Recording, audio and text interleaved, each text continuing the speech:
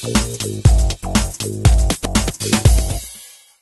name is Bruce Miller. I'm with Marine Ingredients, and for those of you who don't know us, we're a manufacturer of high-quality custom omega-3 products, working substantially with brand marketers in North America and in other parts of the world, with substantial working relationships and contractual relationships with BASF and with Pharma Marine. So anyway, it's a pleasure to have you all here for this session on regulatory overview.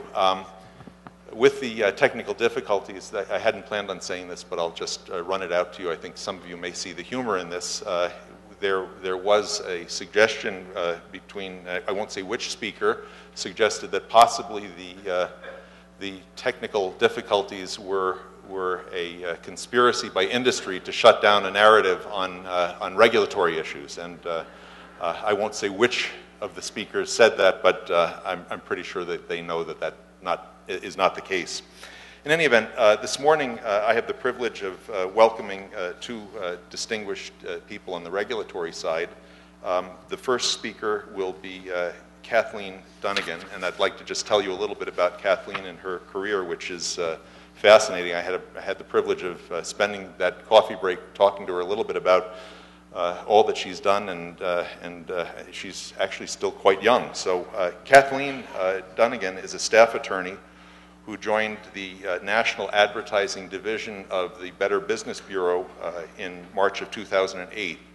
Previously, she worked for the Legal Aid Society's Juvenile Rights Division, defending children in both child welfare and juvenile delinquent proceedings. She was also a staff attorney at the Center for Appellate Litigation representing indigent defendants, and was a public policy advocate at the Center for HIV Law and Policy. Kathleen graduated from SUNY Maritime College with a degree in electrical engineering, and is an officer in the United States Merchant Marines. In 1999, she graduated from NYU with a law degree, and she's now, as I said, serving with the National Advertising Division, and will talk to us a little bit about some of the things and some of the cases that she's been involved with. So everybody please give a hand to Kathleen.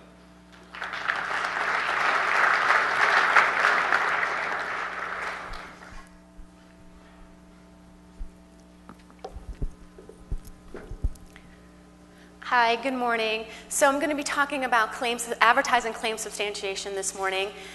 It's a little daunting. I'll be talking about omega-3 science and how it supports advertising claims, and it's a little daunting talking in front of such a knowledgeable and sophisticated audience, so I hope I get it right. But first I'm just going to talk a little bit about who is NAD, to give you a little bit of context and go through some basic advertising principles before we get into some specific case examples. So what is NAD? NAD, we're not the government. We are an advertising self-regulation forum where advertisers can challenge the truthfulness and accuracy of one another's advertising. NAD also has a monitoring program where we monitor advertising claims in industries that tend to not challenge one another very much and reach out to advertisers and ask them for claim substantiation. So what happens in an NAD case? It's kind of been sometimes referred to as litigation light. First, certain claims are challenged. Claims can be express claims or implied claims, and they come from a variety of sources. So you have your traditional print media, television, radio, internet, social media, mobile marketing, and then we also have had some prominent cases in native advertising, which has been talked about recently. Native advertising used to be called advertorials, but basically what it is when you have advertising that's embedded in a newspaper or on an internet page, and through the format and language, it's kind of difficult to tell the difference between the advertising and the news content around it. So anyway, specific claims are challenged, and then the parties have two opportunities to hand in written submissions with documentary evidence.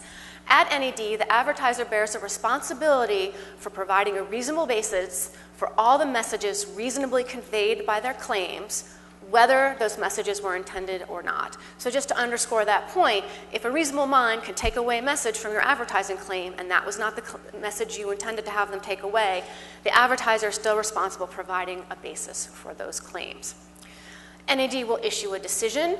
In that decision will eventually be published on our website, and there will be a press release. In the decision, it will outline the parties' arguments, their documentary evidence. It will have NAD's recommendations about whether a claim is substantiated, modified, or should be discontinued in its entirety. And it'll also discuss in great detail how and why NAD came to that decision.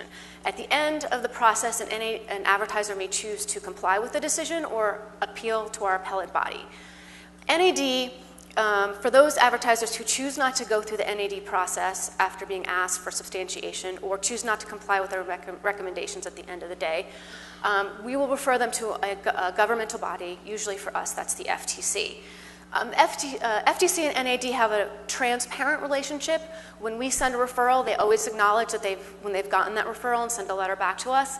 And while we do keep track, and from my own personal experience, the FTC has always followed up with a phone call to the advertiser. So one runs the risk of making a federal case out of something that could have been smaller. To that, I would say we have a really great compliance rate.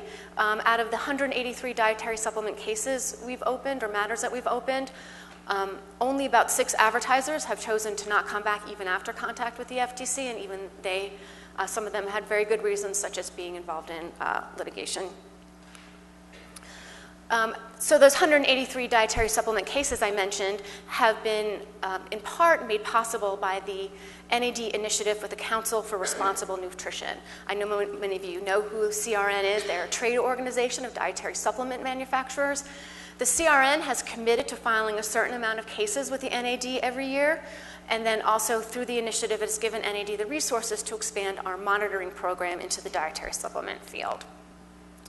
So we've done, in the dietary supplement category, we've done a lot. And then going through our archives and just looking for omega-3 cases in general, I can see how many cases that we've done on this, one little ingredient. And it's actually the 36 plus decisions. That's a big number considering the variety of cases NAD gets. I mean, we do everything from, nuclear energy to cereal to sneakers that, are supposed to make you skinny. So to have 36 decisions all over the place, from dietary supplements to infant formulas to cosmetics to food and beverages, we have just a robust archive on omega-3s. And omega-3s come into a variety of claims, efficacy claims, clinically proven claims, speech benefits, mood benefits, cognitive benefits, your traditional heart-healthy claims, anti-aging, sustainability. And then talking about the deep product differentiation that Ellen mentioned yesterday, we've looked at them in their marine sources, vegetarian sources, EPA, DHA, flaxseed oil, triglycerides, phospholipids. So that deep product differentiation that you're seeing in the US market is reflected in the NAD archives. Before I move on to talking about particular claims using examples, I just want to say that if your company's name or appears up here, this is not an attempt to embarrass anybody. The NAD is not a prosecution. There are no wrongdoers. There's no finger pointing. All it is what are the messages conveyed by the advertising? What is the underlying evidence? And is there a good fit? The language of our press releases and our decisions reflect that perspective. And so this is, again, there's no money damages. There's no injunctions. It's just NAD making recommendations after an independent review of the evidence. So the first omega supplement I wanted to talk about is Statinzyme. And Statinzyme is a dietary supplement product made of about 9 or 10 ingredients whose intended use is to help relieve the side effects of taking statins and also to address some of the heart healthy and cognitive concerns that people who take statins might have. So one of the claims in Statinzyme was that the claim was that it's proven that a clinical study proved that adding fish oil to your statin regimen will statistically significantly reduce the effect of a risk of a major coronary event by 19%. That claim is literally true. There is a Japanese study, the Yokoyama study, that saw those results. NAD determined, though, that the message that one could take away from such a claim is that the fish oil, the 1 gram of fish oil that's in Statinzyme, will have that effect on your own health, that you will have a reduced risk of a major coronary event by 19%. And that type of claim, that health claim or even health-related claims, require competent and reliable scientific evidence. And so I think Harry Rice mentioned yesterday about if you want to take one thing away from his presentation, it's that you have to look at a study population closely. The one thing I would want, if you don't remember anything else, one thing I would want everyone to remember is that health claims and health-related claims require competent and reliable scientific evidence. And in this particular field, what this tends to mean, it's not a black and white rule, but sort of the de facto rule, the way it ends up turning out is that that is usually a randomized, placebo-controlled study that is statistically significant results to the 95% confidence level that also demonstrates a clinically meaningful benefit to the people who take it. And that tends to be the type of evidence that we're looking at. So looking at the Yokoyama study to see whether it could support the messages of the statin claim, it was a randomized placebo-controlled study. It was incredibly robust. It had about 18,000 participants. And the people that were randomized into the intervention group took 1.8 grams of highly purified ethyl ester, EPA, every day for a very long time and got these great results. So there was a little bit of disconnect there, though, between the Yokoyama study and statin because statin had 1 gram of fish oil and it was an EPA and DHA mix. So because the dosage and the formulation of the underlying study was different than the actual dosage and formulation that people were getting in this product, NAD recommended that the advertiser discontinue the claim. The advertiser, though, however, could make certain heart-healthy claims based on the 1 gram of fish oil that they had in their product that, for example, is recommended by the American Heart Association. The next type of claims I'd like to talk about are testimonials. This, which is incredibly relevant to this advertising, to the advertising in dietary supplements. So Speech Nutrient Speaks is a dietary supplement designed to help children with apraxia, which is a neurological speech disorder. It's an omega-3, vitamin E, and vitamin K product.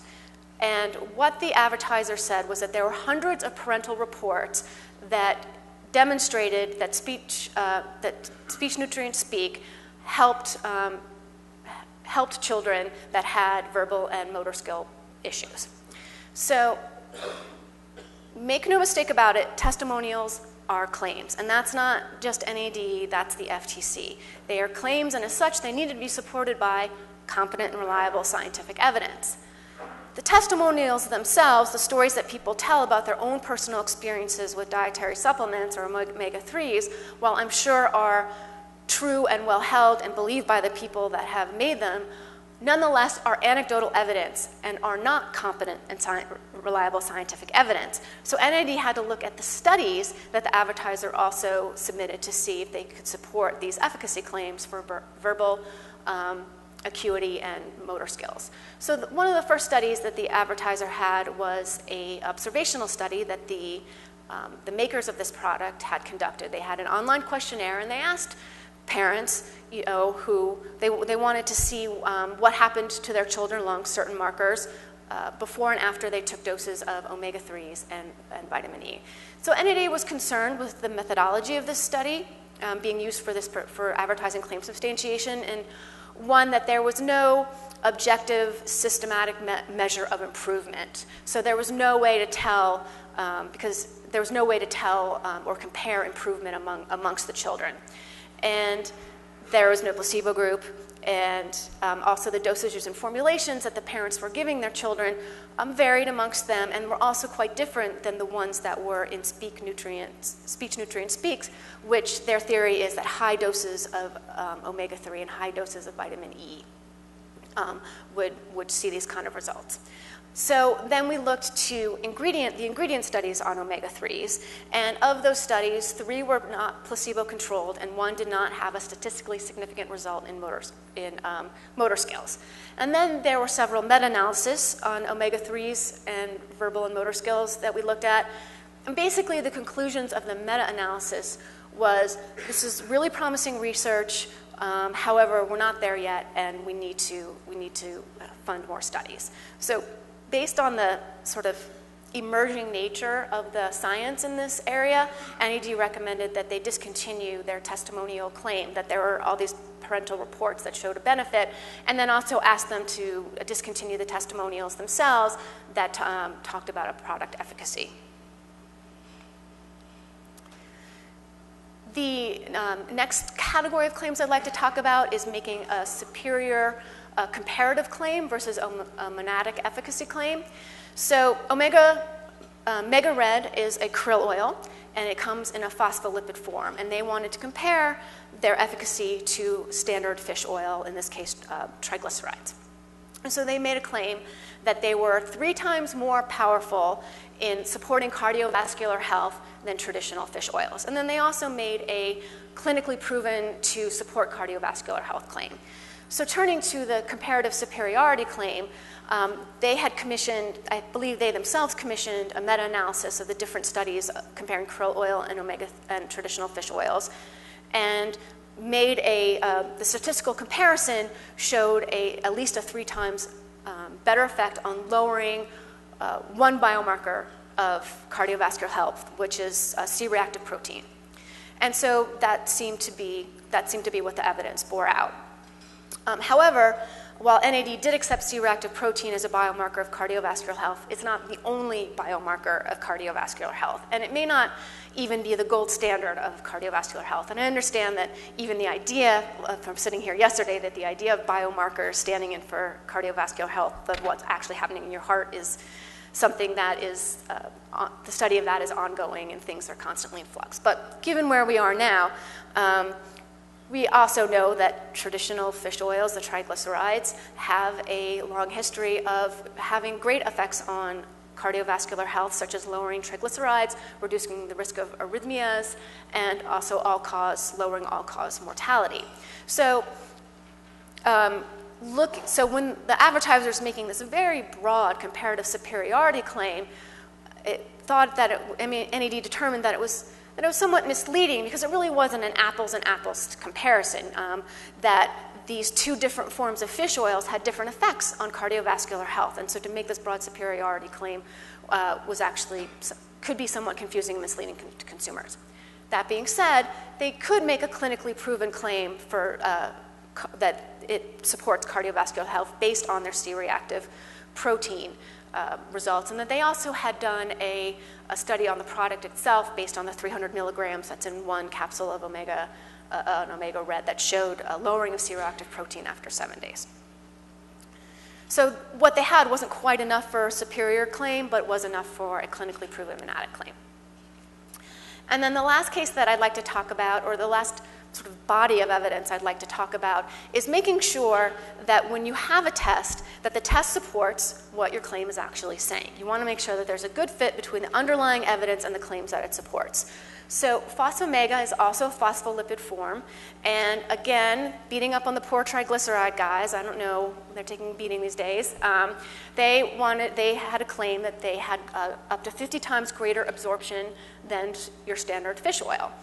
And so NAD determined that what a consumer could take away from that claim was that greater absorption is what would be realized in their body, that's what that consumers care about, what's going to happen to me and to my health in my body. To substantiate the claim, they had commissioned or conducted an in vitro testing called the CACO2 model. And a CACO2 model is actually something that's used in drug development, from what I've learned from doing this case. That early on in drug trials, they will run this in vitro test to just check the absorbability of a compound, which can be a problem in developing drugs. So the CACO2 model is just basically growing out a cell monolayer. The cells that they choose act like human epithelial intestinal cells for the purposes of absorption. They see how long it takes for the phosphomega, or the traditional triglyceride oil, to make it from one layer to another. They do math. They come up with a permeability coefficient, and that permeability coefficient tells you something about the absorption of the particular compound. So it does turn out, under this particular in vitro model, that they had a better permeability coefficient than the triglyceride oil, not 50 times, but better. However, we had to place this test in context, which is important for all evidence. A lot of times it's not just looking at one tiny little test, but if there is a body of evidence, what does the body of evidence say about a particular state of science? So placing it in context, all the literature that came out about in vitro modeling is that human absorption is an incredibly tricky and complex thing, and that one in vitro test really isn't going to tell you the whole story about how a compound is going to actually react in your body. And then it's actually a judicious use of in vitro testing under various conditions, plus human clinical testing that's really going to give you the complete story. So because we only had one piece of the evidence, without more, NAD recommended that the advertiser discontinue this claim. So for all the scientific principles that I've elucidated throughout my decisions and for here today, there's some actually really good free resources that puts all these sort of basic methodological principles in place. The FDA on their website has a great guide to industry for dietary supplement manufacturers about how to substantiate advertising claims that talks about competent, reliable scientific evidence. The FTC, as I'm sure all you know, has a guide to industry for dietary supplements, and then there's also endorsement and testimonial guide. So, moving forward, what are the challenges? From NAD's perspective, the biggest challenge is making sure that advertisers challenge one another. When you do that, first of all, you find claims that may not be available or may not be apparent to us just looking through the internet or looking through magazines. Trade shows, for example, will make claims. And when two competitors get involved, the record is just going to be better. You all know what the science is, you have scientists on staff, and the better we understand the science, the better recommendations we can make, the better that we can serve the industry. And then capitalizing on the theme about from yesterday about changing the tone of the conversation, one way one can change the tone of the conversation beyond just making sure your own claims are substantiated, which if you're at a conference like this, I'm sure that you are, is if you are challenging one another's claims, you can say, for the most part, we are a responsible industry.